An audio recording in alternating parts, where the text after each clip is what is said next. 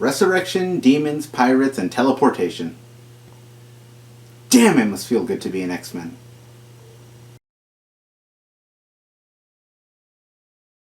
Hello, Internet! Welcome to Tales of Showcase, where finding an old deceased friend in heaven is all in a day's work. I'm your host, the Watcher of New Earth. You heard right, everybody. After a long absence, the X-Men finally returned to this channel. Published in 2013 and written by Jason Aaron, who does the Thor God of Thunder storyline we look at, and drawn by Ed McGuinness, who's best known for his work on Superman Batman, the first storyline of Amazing X-Men circles around Nightcrawler and his subsequent return to the land of the living. Because in comics, death is the equivalent of being sent to the bench. Sure, it's no fun, but you'll be back in the game before you know it.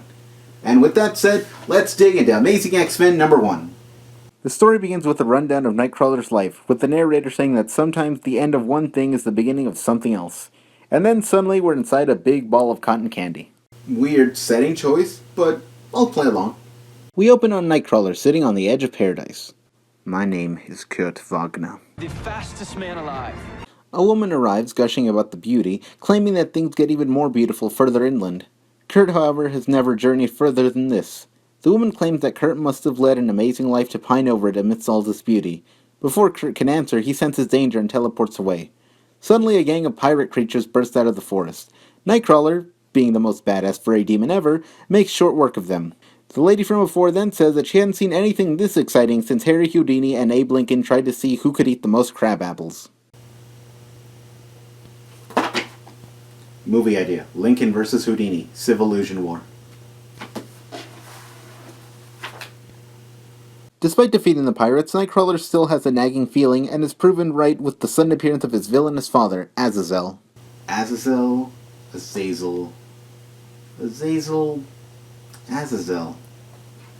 Nope, never gonna figure that name out.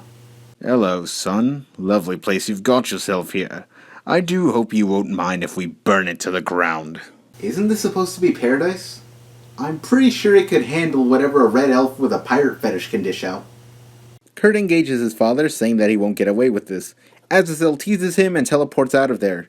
Nightcrawler, however, can't follow because he's, well, dead. My name is Kurt Wagner. It's 5 years on a hellish island. We then come back to Earth and arrive at the Jean Grey School for Higher Learning, where Angelica Jones, aka the superhero Firestar, is about to start her first day of teaching. She is amazed at the futuristic tech that encompasses the school. She tries to keep it cool, however, and says that the X-Men can't possibly be as weird as people say. Well, good news, they're not as weird as people say. Bad news, they are so much worse. Angelica is immediately thrown off by the bizarreness of the school. This isn't helped by the fact that Headmaster Storm and Wolverine ignore her. It seems like Aurora was upset with Logan taking the students out of finals to go watch a kung fu movie marathon. Best headmaster ever. People continue to ignore Angelica as Warbird, a guard of the Shi'ar Empire, is arguing with Iceman. Warbird is attracted to Iceman and stuck into his room the night before. She says that if he has a problem with it, he should lock the door. Because sexual assault would have been okay if the door had been unlocked. And just to rub salt in the wound, Northstar zooms by and tells Firestar that yes, it is always this insane. The X-Men. They'll put you in a crazy situation and then mock you for not keeping up. Angelica, now alone in the hallway, calls out for help. And in comes my second favorite X-Men, Hank McCoy, Beast. However, rather than helping her find her class, he enlists her to help with a rodent problem. He says he's tolerated them until now, but they finally crossed a line. Firestar asks if they hurt a student, but it turns out that they've stolen Hank's coffee machine. Hank McCoy has his priorities straight. The rodents that Hank was talking about are Bamfs, little Nightcrawler-looking things. You might be wondering what Bamfs actually are. I, myself, don't really know.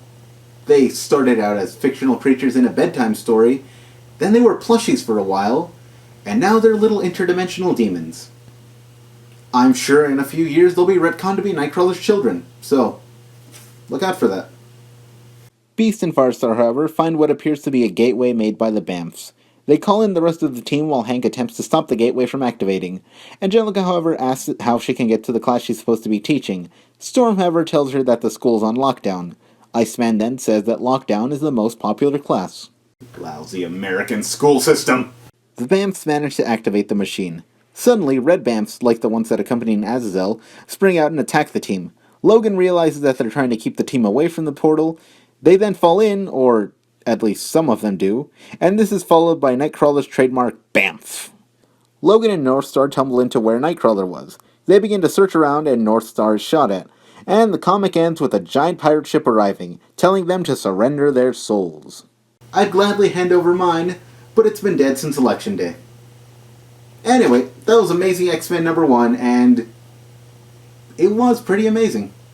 The writing sets up an interesting story and gives off an extremely fun tone.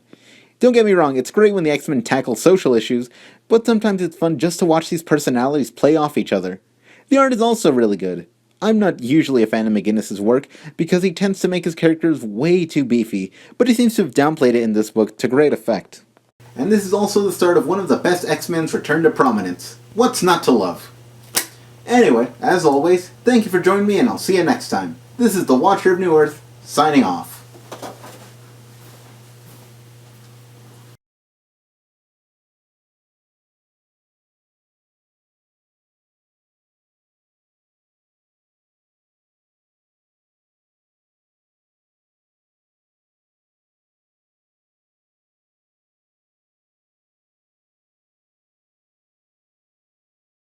Azazel is crap.